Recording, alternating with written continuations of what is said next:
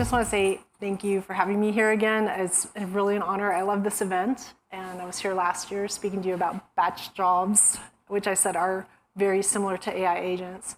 And I really appreciate that, John, and AWS made it possible for me to come back. So thank you for that. Today, I'm just going to talk about how I use AI for pen testing. So it's been a kind of a crazy week for pen testing and AI. You may know this if you have anything to do with pen testing. There's a new model that came out and it's all the rage and maybe taking over pen testers' jobs and so on. I went and looked at it and I said, do I need to change my slides because I had just submitted them?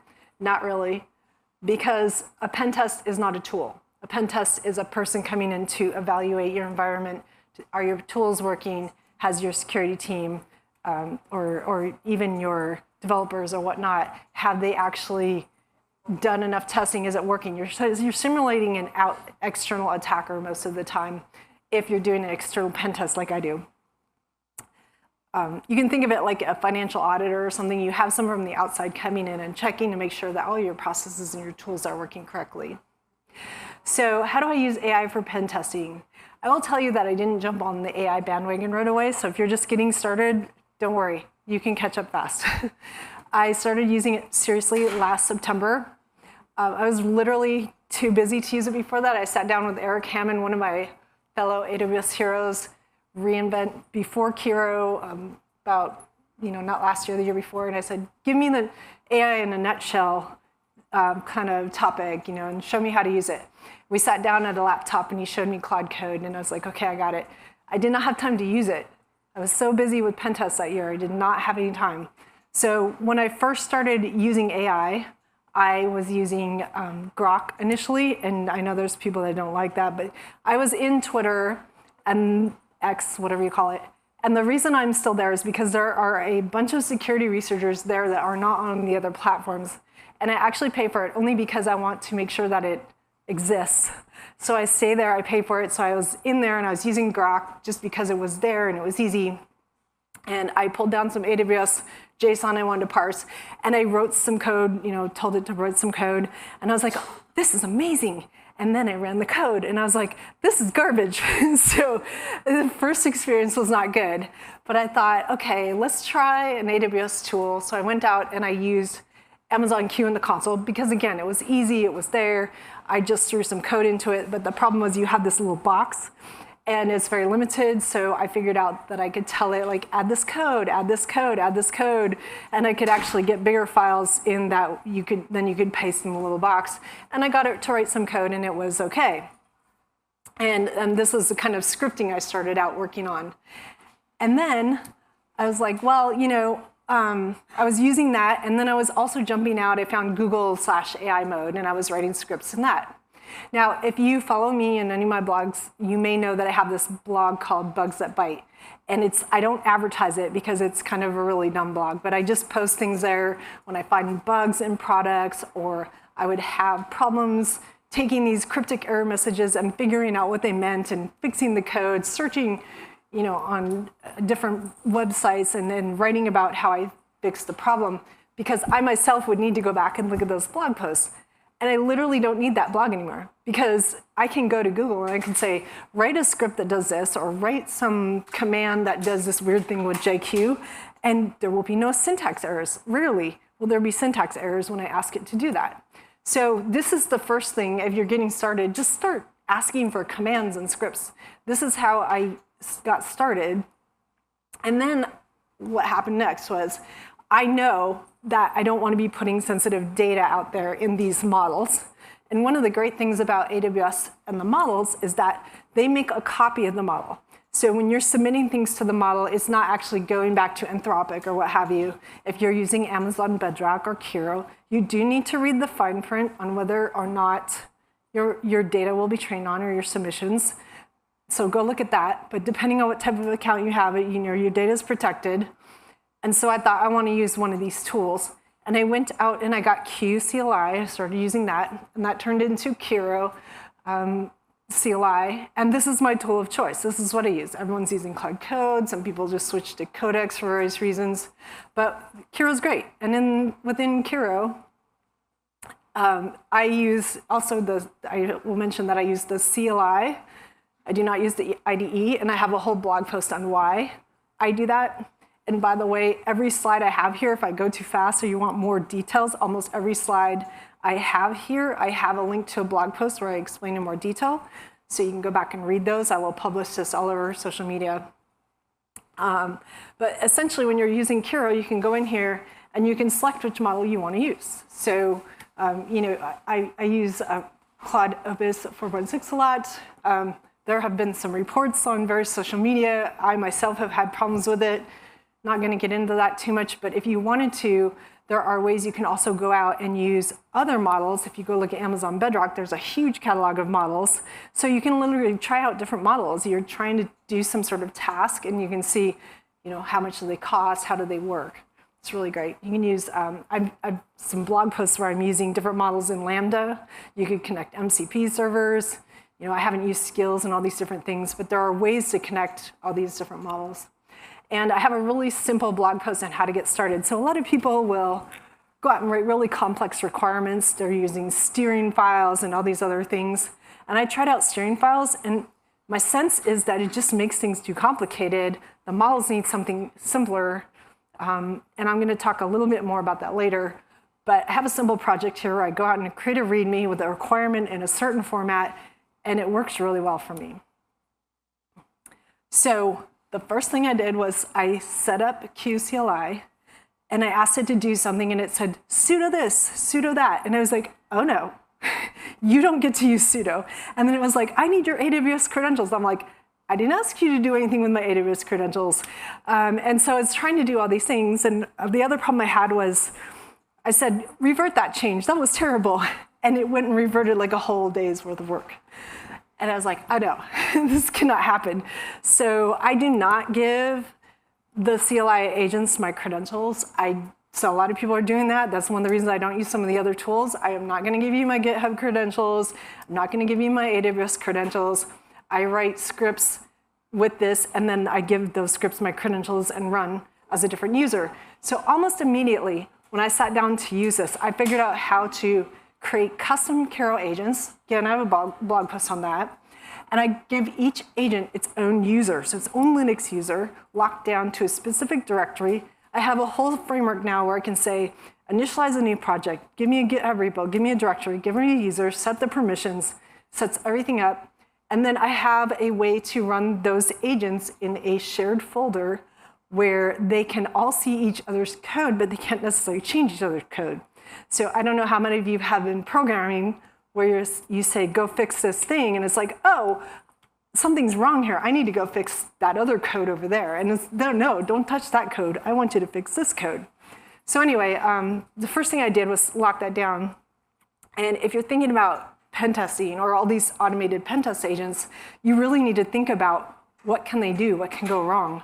When I'm on a pen test, I'm very concerned about I'm going to be running something and it's going to get into my customer's environment or do something it shouldn't, so I have to be careful with that.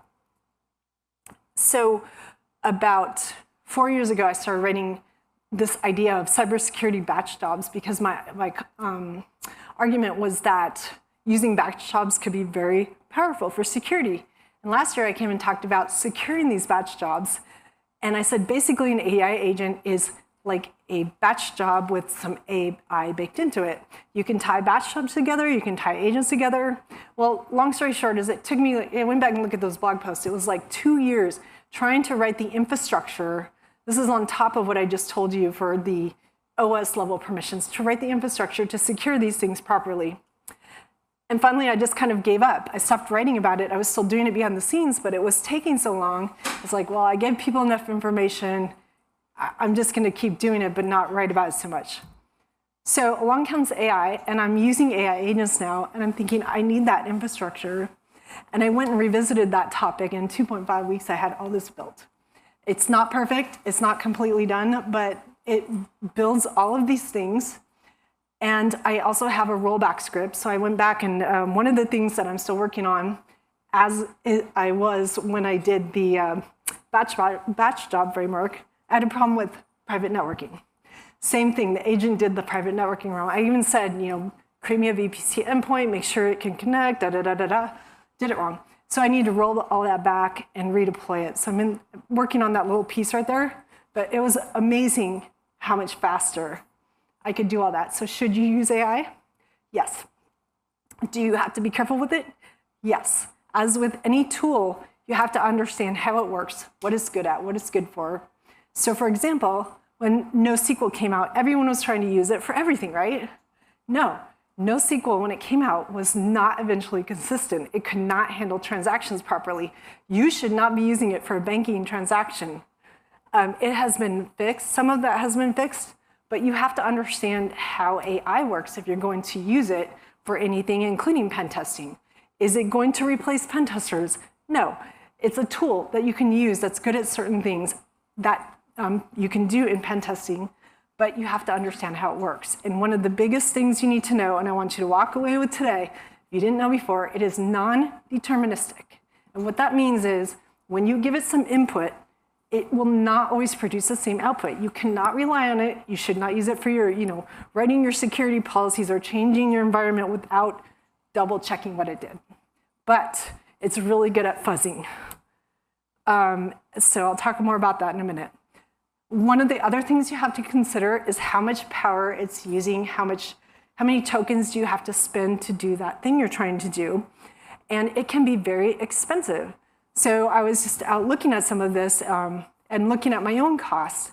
And the way I use AI a lot to reduce tokens, I use different strategies to reduce tokens, but I also use it a lot to write a deterministic script that I can run over and over again without spending those tokens every single time.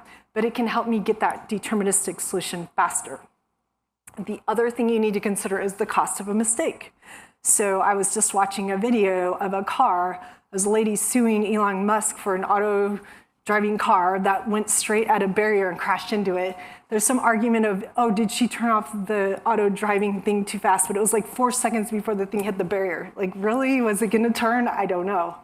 So what is the cost of a mistake of AI? So you need to consider these things when you're just letting these agents run rampant in your environment, and consider the potential disaster that could happen and what sort of guardrails you have around that. And in terms of cost, and in terms of all these automated agents, there was a tool that came out 2 years ago called Expo, and it was at RSA, and it was sort of all the rage because it was an automated pen tester. And it would automatically go through and pen test and find all these things, and it went out on bug bounties, and it was the top of the bug bounty for a while. My theory there is that there were certain types of bounties that I was even thinking, like, we should be able to automate these things. I just really never had time to do it. And so it was at the top of the bug bounties for a while. But I just went back and looked again. And the way it works is if you have reputation points, like 7 reputation points, that's like a critical bug bounty. Roughly, there's differences, but whatever. Let's just say that's what it is. In the last 90 days, this tool Expo is not even in the top 10 anymore.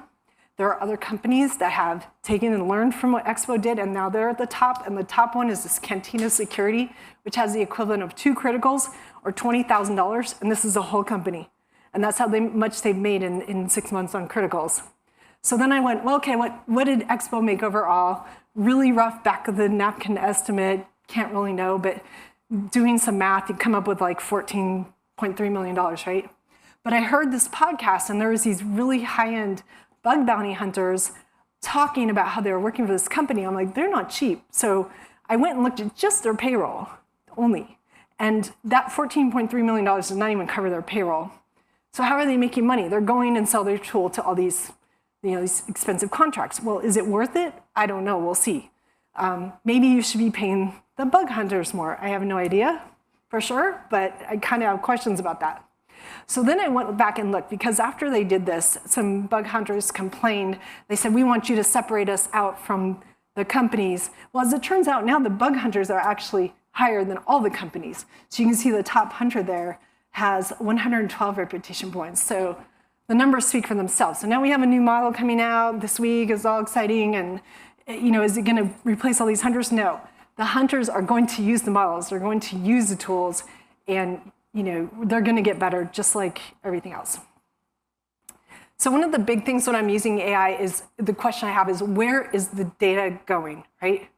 As a pen tester, I don't want to be responsible for the leak of my customers' data. So on one pen test, I started using Portswigger's burp tool, and it has AI built into it. And the way it works, honestly, it's not that great. I don't know if it's improved recently, but the thing was, as it was automatically going out and attacking, I was just saying, go attack this thing with this request. Where were these authentication tokens going, that are giving me a session? Where are they going? They're going into some model, or are they not going into the model? Because then if it doesn't have the authentication token, it doesn't work, right?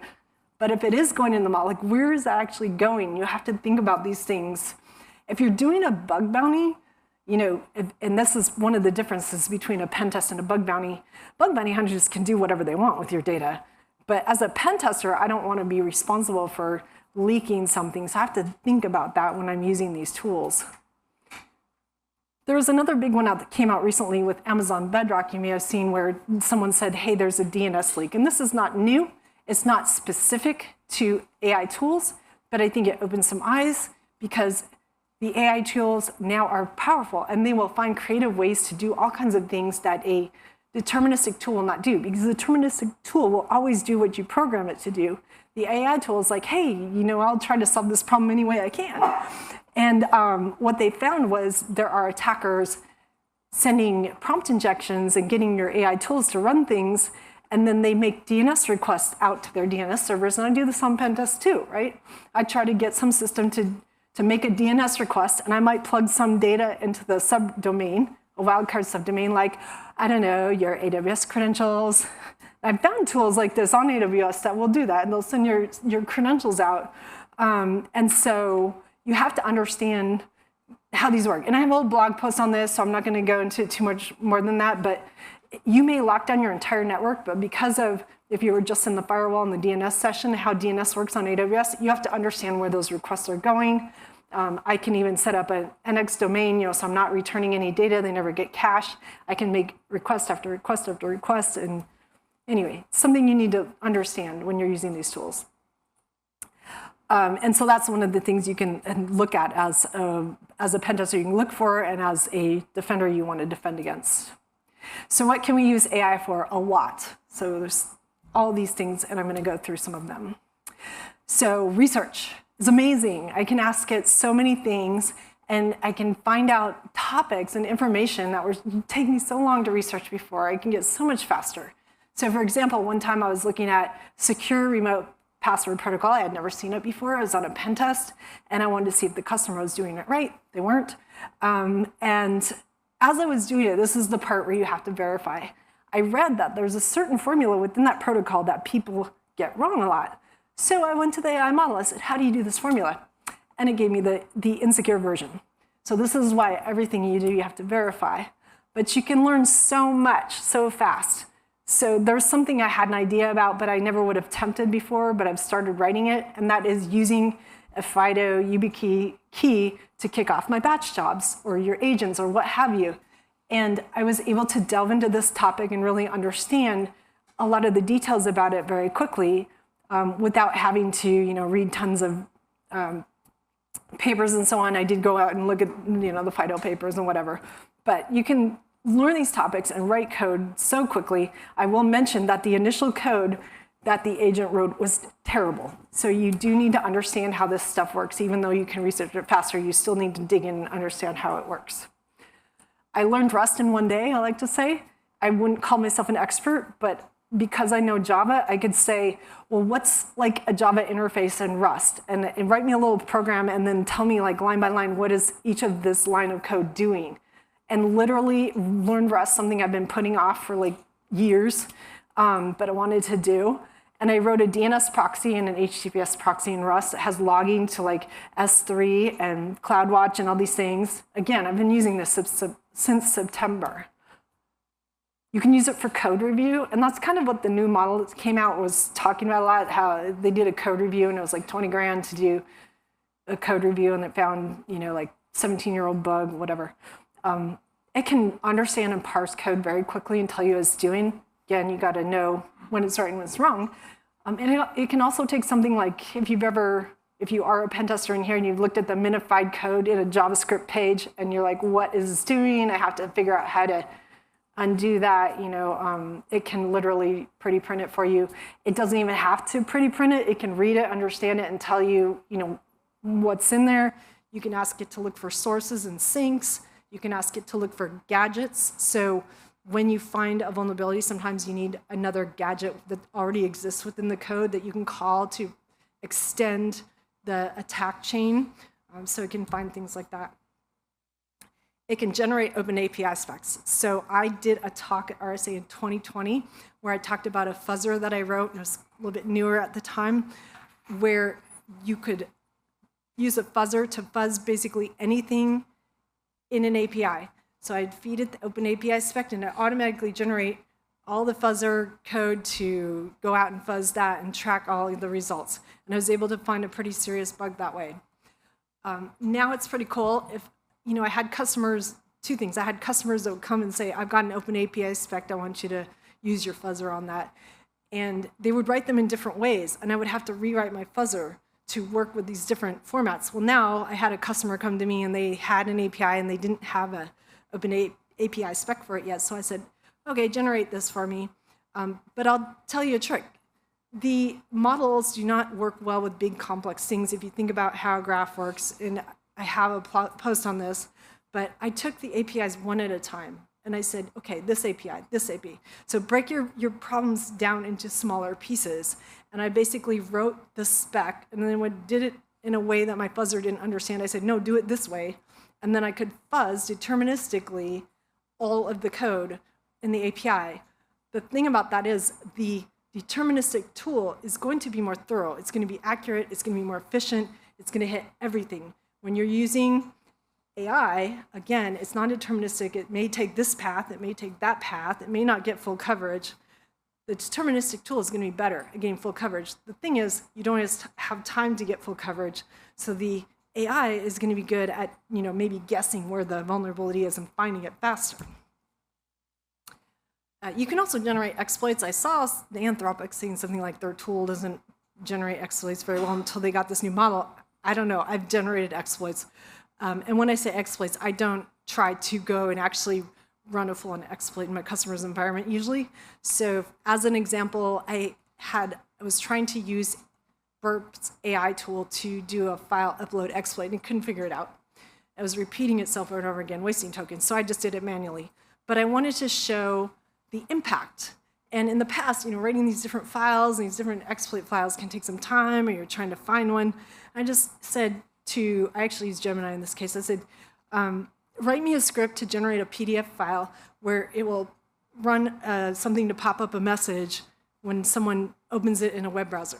Boom, done. And then I actually sent that script to my customer, and they could play around with it and say, their comment was, oh, well, it runs in a sandbox, so how much damage can this really do? And I was like, well, so I took the script and I modified it so you literally click anything in that file anywhere, and it would go out to my website and connect to my website. So at that point, could I download malware? Could I do some sort of exfiltration? So it literally took me minutes, whereas before, that would have been more challenging. One of the really cool things you can do is packet analysis, and this is good for both defenders and people who are attacking. You might want to know what's in the packets. You might want to be trying to exfiltrate something in a packet. This is an example. I was completely amazed by this because if you've ever manually dissected packets, understanding the protocols and everything is challenging. I took some packets I was using on a sort of honeypot I was monitoring. I dumped it in there, and it said, yeah, this IP is coming from Microsoft. It's scanning for this Druid CVE, and literally that's what they do. They scan, they find the CVE, then they try to attack the system. And that literally is like seconds. I had that whole thing. That just amazes me right there. Obviously, don't be putting sensitive data up in random AI models unless you're on AWS and you've got it, in the protected accounts. But for anything else, I just dump it in there and we'll tell you what it is. And it's sometimes wrong, so you got to check it. I've used AI to write code to automate my full environment. So I use Burp Collaborator sometimes. And I had sort of kind of automated, but creating that TLS certificate was a little challenging. Now it's completely automated. Like I went through and automated that. I have a blog post on that. And that includes the private networking so that your polling is not out there on the internet and all that stuff. So how many people here have bookmarks? You bookmark like 500 things and you're gonna go back and read it later and you're like, yeah, that's cool. Yeah, I have like huge years of bookmarks of bug bounty reports and different things I was gonna go back and read. And usually when you have all these bookmarks, you're not just bookmarking them because, oh, this is cool, I want to read it again. You usually want to take some action based on that bookmark. And so one of the things I do is I take these bookmarks and I do a document transformation into something that I can automate and do something with these documents, whatever it is. I mean, there's a million things like that where you can take these documents and this unstructured data, and this is where AI can help you. The data is all in different formats, and you're looking for that piece of information. You want to put it in some structured documents so that you can process it. What I do not use AI for is when I'm creating a pen test, this is why I started writing my batch job process. I run a lot of deterministic tools that have output. And I take that output and I put it together, I morph it with my own data, and I create a report. I will continue to use my deterministic process for that because I don't want it to be wrong, guess, summarize, inaccurate, whatever. But for those tools or those things that are unstructured data, that can really help you. So then there's agents. Agents are all the rage. I like to say, to me, they're just like batch jobs with AI. People will argue with me about this. I don't care. But you can have agents, to me, that are deterministic and non-deterministic, and you can combine the two. So I have blog posts on, using a Bedrock agent, for example, where I went out and tried it out. You can have agent hackers. So yes, they can go and you can just say, hey, go try to attack this thing. And it will explore for vulnerabilities. It will, try to do different things. I've used AI with, like I said, with Portsfigure, and I have actually written agents that run without me monitoring it and go try to write scripts and code to attack things. So yes, this is possible.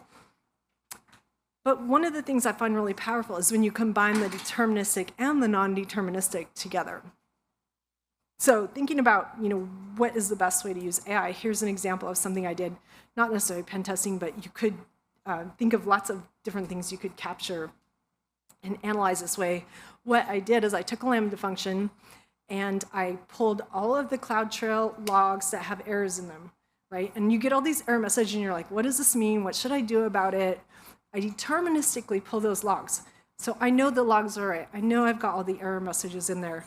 And then I send that to an agent, and I send it to an agent in a Lambda function. I use Amazon Bedrock. With Amazon Bedrock, you can choose from many different models, right? So you can test out the models. How much does it cost? How efficient? How good is the answer?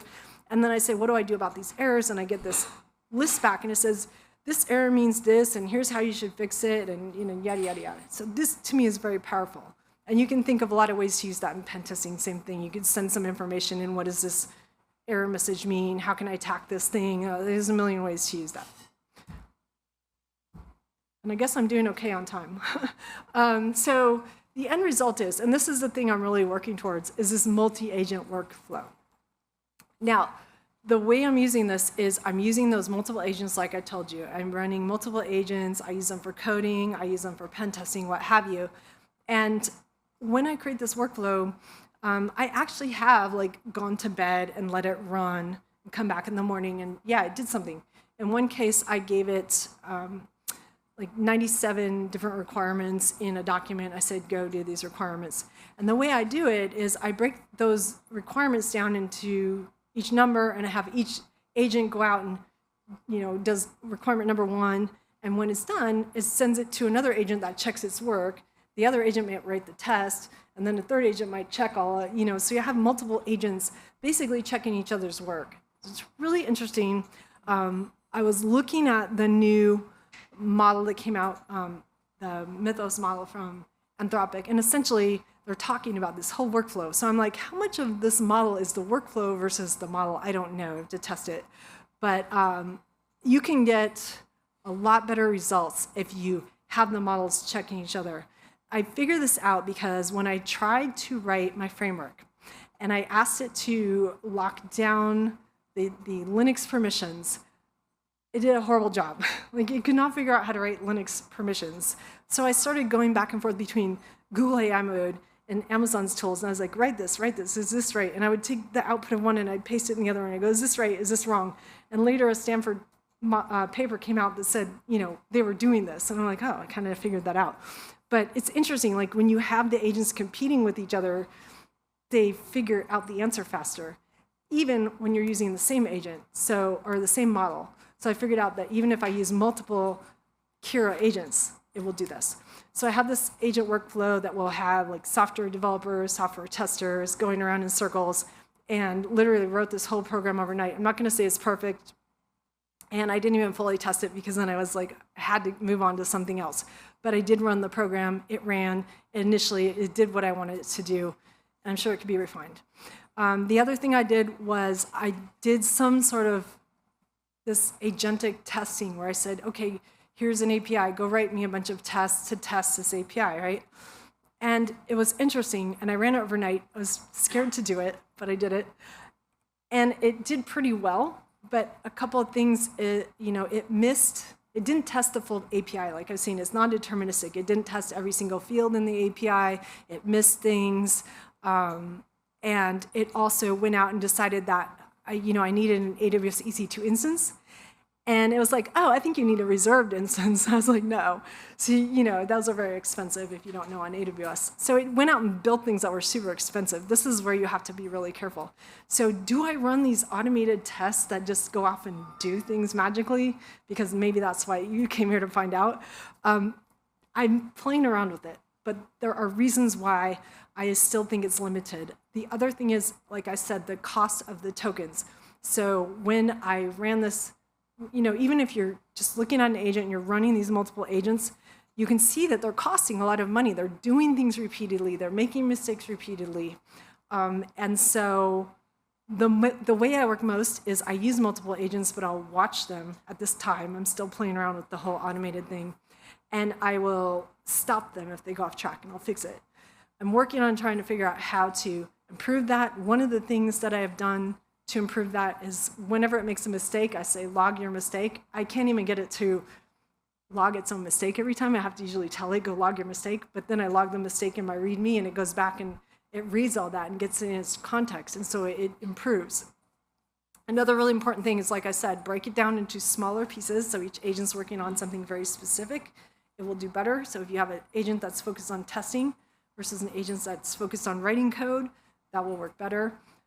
And then I use deterministic and non-deterministic together. So if there's some part of that workflow that's always the same that I can write with deterministic code, I will use that deterministic code over the AI any day if I can, any way I can. But there are some things that, it's just, they're easier to do with AI, or maybe it just takes too much time. It's going to save you time. So that's how I'm really doing this deterministic and non-deterministic workflow. I'm going to write more about that, so if you're interested and you follow me on social media or follow my blog, I'm hopefully keep writing more about these things. So that's how I'm using AI. Do I think that these new models coming out are going to change how I work? I will definitely try them out if I get access to them. I do think they're very powerful. I remember telling an AWS VP last year that an AI model is like a huge fuzzer. It's really exciting to me because you can use it to hit a lot of things a lot faster than you can manually. So I do feel that it's very powerful, but I also understand where it falls down versus a deterministic solution. Will it take away my job? I kind of doubt it, but we'll see, maybe. I never say never. But that's where I stand right now in the whole thing. So when I saw this new model, everyone's on X is sort of freaking out about it. I'm like, we'll see what happens.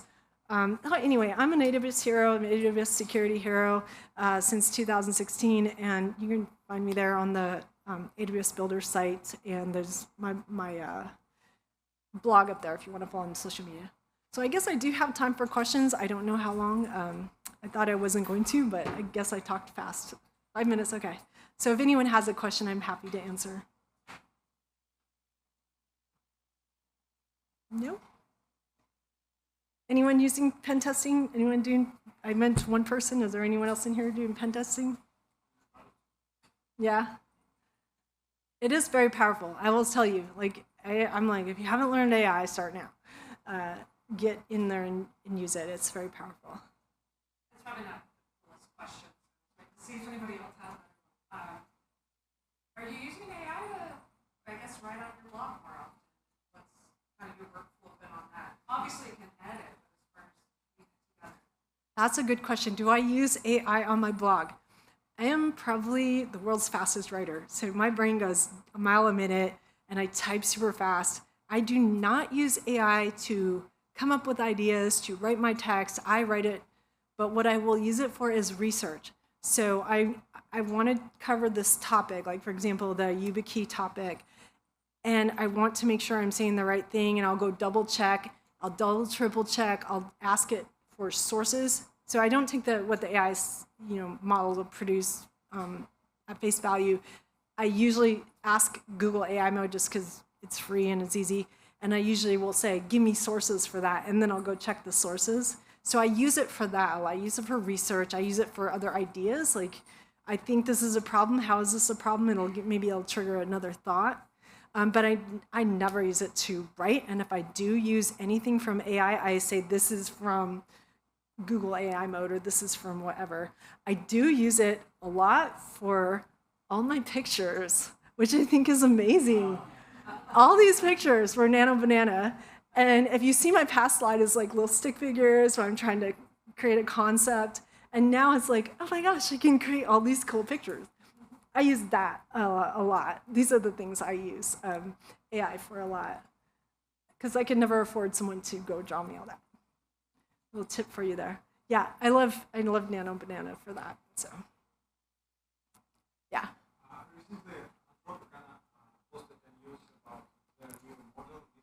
Yeah.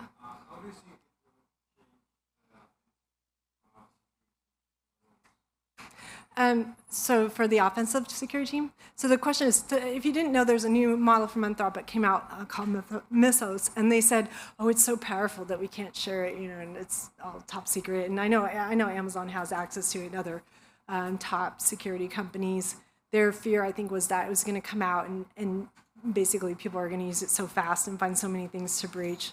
And that could be true because these models are very powerful and they can read and understand things so much faster than humans. Like, why would you use an abacus when you have a spreadsheet or you have an accounting program, right? No one's going to go use an abacus anymore. Is it going to change and take away pen tester jobs? Maybe if you're just doing a burp scan and that's all you know, yes. But pen testers and bug bounty researchers are not just taking a tool and scanning. They're taking a tool and scanning. They're figuring out when it's right or wrong, when it's missing something, when there's a logic error. Like I said, I don't think burp, their incorporation of OpenAI is that great right now. I was trying to get it to do like a basic upload a malicious file thing, and it couldn't do it. So I had to go do that manually. So all these tools, I think, are very powerful. They will help us understand the code more quickly. They will find certain vulnerabilities. There's already, like if you follow bug bounty hunters like I do, they're already doing it. Like they're already finding these things. My question as I read it is like, how much of it is your use of the model versus the model itself? Because they're talking about using agents the way I do. And I'm like, I don't know. I can't really know until other than what I have read so far. So I gotta wait and see what happens. But if I get a chance to use it, yeah, I'm gonna use it. I'm gonna try it. It's like a huge buzzer, right? You can like go over everything really fast and pinpoint patterns. If it's seen this vulnerability before, it can pinpoint that pattern somewhere else and try to use it. So yeah, I think it's definitely gonna be used. That's my take on it right now. I can't know until I try it. Yeah, I can't really judge it until I try it. So. Any other questions? Yeah. So, what kind of cute dog do you have? Oh, what kind of cute dog do I have? He's a rescue. He's very, very cute. He's just something, he ran on my husband's school and we adopted him. So I'm assuming all of your blog posts are Substack, and just out of curiosity, how long does it take you to write that? You're saying you're very fast. How long does it take me to write a blog post? So I will tell you that my blog posts were on Medium initially, and a lot of them are still out there because I have too many to move. but I moved over to Substack for various reasons to try it out, and I kind of like it better. I can write a blog post in a day, but it depends on the topic. And you may find some typos in them because I just have no patience to, I try to spell check them, but I just have lots of thoughts, and so I just write really fast and dump them out. It's usually less than a day, but if I have a really tricky topic or I'm trying to figure something out, I may start writing about it, and then a couple days later I'll finish it, something like that. Sometimes it's just, if it's a quick one, I have the section called Cybersecure Me, which is more for less technical people, or I just want to warn them of something like, OpenClaw is scary. When it first came out, and it's some guy who barely knew how to program and did this thing, and I was like, might want to be careful with that. Those things take me an hour, something like that, but just depends on the topic. So, anyone else? Are you all using AI already? Everyone using AI? Anyone not using AI learning? Yeah, everyone's using. Okay. Well, hopefully that gave you some. I know you're using AI.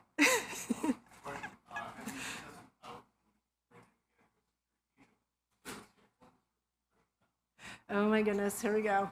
So AWS has a security agent which can automatically test and find things for you, and I 100% believe it works. The reason I haven't used it is because I was on a pen test, and I can't go tell my customer to change their DNS records. And I kind of don't like the idea that you're exposing that you're using it with DNS records, unless you have internal DNS. And so I haven't used it yet, but I plan to. But I believe it works. I believe just like Mythos or anything else, I do believe it works. I just haven't had a chance to go and try it yet. It's on my list. Time? Okay. Thank you very much. I will be at the event tonight, so if you have more questions, I'm happy to talk to you there.